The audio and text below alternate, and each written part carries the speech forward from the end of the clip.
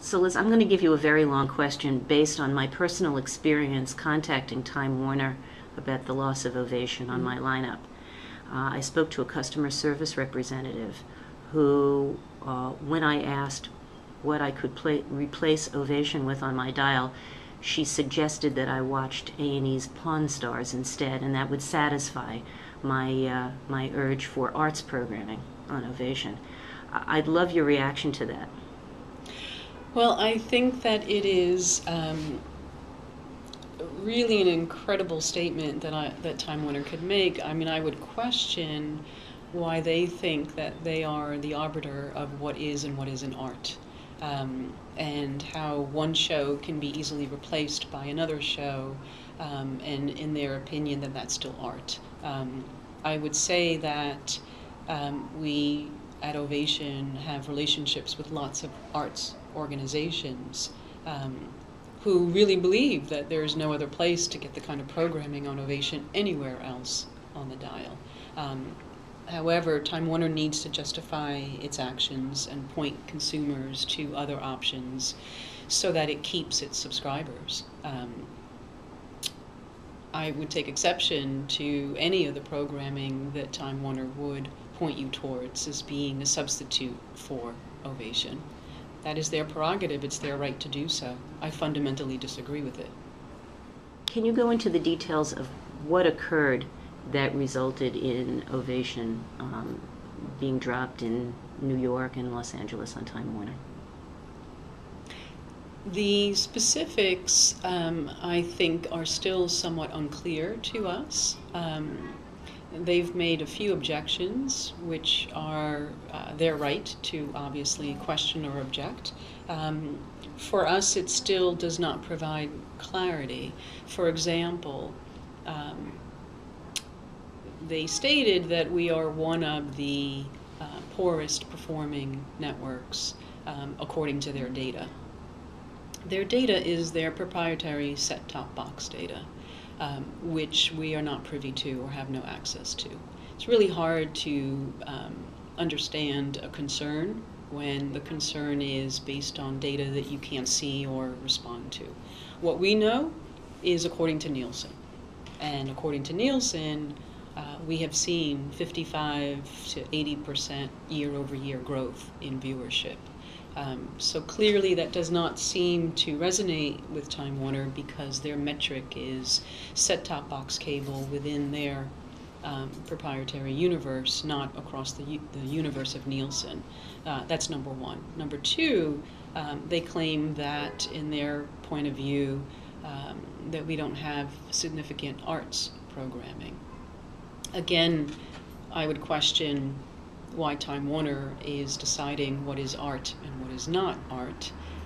But more importantly, I would say, isn't that contradictory to knock a channel who is trying to survive within the world of the arts that generally means not very high ratings, which is the reason why A&E and Bravo gave it up years ago to pursue higher ratings. How is it possible to task us with being more arts focused, yet simultaneously driving higher viewership? So we believe that that's a contradictory statement there. We also believe that we are serving the arts, and we also believe, according to Nielsen, that our viewership is up dramatically. And anybody can pull data according to Nielsen and see that. So the real reason, I would say, I'm not personally still not absolutely clear what the agenda was behind this drop. So I would have to surmise that any company that defines arts programming as Pawn Stars probably needs to revise its definition of arts programming. That aside, can we talk about Ovation's audience and what makes it special, and what makes an arts network in particular distinctive across other networks compared to other networks? Well, I think that is, what we lead with mostly when we speak to our advertisers is the value of our audience. We're not just delivering eyeballs. We're delivering viewers that are passionate about the arts, But more importantly, they have discretionary income. They're big spenders on a variety of categories, not just luxury products, but products in general. And on a pure spend basis, and I'm not talking about a composition or an index, but a pure spend basis, that there are several categories that Ovation ranks #1 in consumer spending. So despite our size, that we have viewers that outspend in certain categories versus any other broadcast or cable network. And so I think the combination of the discretionary viewer, the passionate viewer, the income that this viewer has to spend on products, luxury or otherwise, makes it a very valuable and attractive environment for an advertiser to partner with. And I think that the environment of our programming, in addition to the nature of our audience profile, makes it a very attractive investment for an advertiser. Can you talk about some of the efforts that Ovation is making to bring awareness to this distribution issue among viewers and consumers?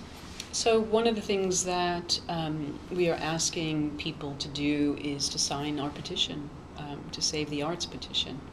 And we currently have almost 50,000 signatures at this point. And we're looking to collect more, and we're active in all forms of social media to raise this issue on a broader scale, to really get Time Warner to consider the thousands of people that have signed this petition to keep the arts alive, and how they are fundamentally shutting down that premise to their consumers by not providing a channel that caters to this passion, to this need, to this desire. And they are disserving their customer by doing so. And I think that one of the advantages of being an independent channel is that we provide a different avenue for a viewer or an advertiser to get and consume content. Independent channels provide diversity of choice for consumers, for viewers, for operators, and Time Warner has fundamentally shut down that offering. And you know,